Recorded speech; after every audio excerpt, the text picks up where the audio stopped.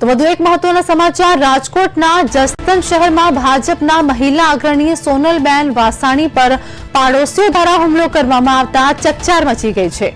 પ્રાપ્ત વિગતો અનુસાર આ હુમલા પાછળ શ્વાન રાખવા બાબતે થયેલી જૂની માથાકૂટ જવાબદાર હોવાનું સામે આવ્યું છે। સોનલબેનના ઘર પાસે જ રહેતા 7 જેટલા લોકોએ એકઠા થઈને તેમના પર હુમલો કર્યો હોવાનો ગંભીર આક્ષેપ કરવામાં આવ્યો છે। તો હુમલામાં ઇજાગ્રસ્ત થયેલા સોનલબેન વાસાણીને તાત્કાલિક સારવાર માટે જસદણની સરકારી હોસ્પિટલમાં ખસેડવામાં આવ્યા છે। ભાજપના મહિલા નેતા પર હુમલાના સમાચાર વાયુવેગે પ્રસરતા મોટી સંખ્યામાં રાજકીય અને સામાજિક આગેવાનો હોસ્પિટલ ખાતે એકઠા થયા હતા। આ ઘટનાના પગલે જસદણ પોલીસે તાત્કાલિક કાર્યવાહી હાથ ધરી છે અને બંને પક્ષોની રજૂઆત સાંભળીને સામસામે ફરિયાદ નોંધી વધુ તપાસ શરૂ કરી છે। રહેણાંક વિસ્તારમાં થયેલા હિંસક હુમલાના પગલે સ્થાનિકોમાં પણ ભયનો માહોલ જોવા મળી રહ્યો છે।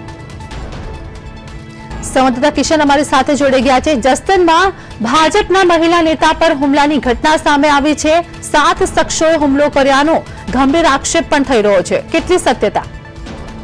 જે ચોક્કસથી આપને જણાવી દઉં કે જસદણ શહેરના ભાજપના મહિલા અગ્રણી સોનલબેન વાસાણી પર તેમના જ પાડોશીઓ દ્વારા હુમલો કરવાની ઘટના સામે આવી છે। આ સમગ્ર વિવાદનું મુખ્ય કારણ શ્વાન બાબતે થયેલી માથાકૂટ હોવાનું જાણવા મળી રહ્યું છે। મળતી માહિતી મુજબ શ્વાન મુદ્દે પાડોશી સાથે બોલાચાલી થઈ હતી, જે બાદ મામલો ઉગ્ર બન્યો હતો અને સોનલબેનના ઘર પાસે રહેતા 7 જેટલા લોકોએ તેમના પર હુમલો કર્યો હોવાની વાત વહેતી થઈ છે।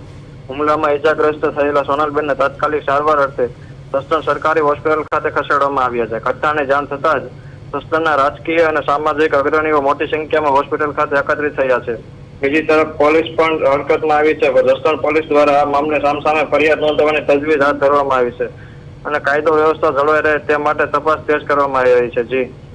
જી બિલકુલ કિશન, આ ઘટનાની અંદર અત્યારે હાલ 7 લોકોએ હુમલો કર્યો હતો, જેમાં સામે સામે ફરિયાદ કરવામાં આવી છે, સામે સામે અનેક આક્ષેપો થઈ રહ્યા છે। ઘટનાની સત્યતા શું છે તે અત્યારે હાલ કંઈ સમજાતું નથી। જે અત્યારે સામસામે ફરિયાદ નોંધવામાં આવી રહી છે અને પોલીસ આગળની તપાસ હાથ ધરી છે। આભાર કિશન, માહિતી આપવા બદલ।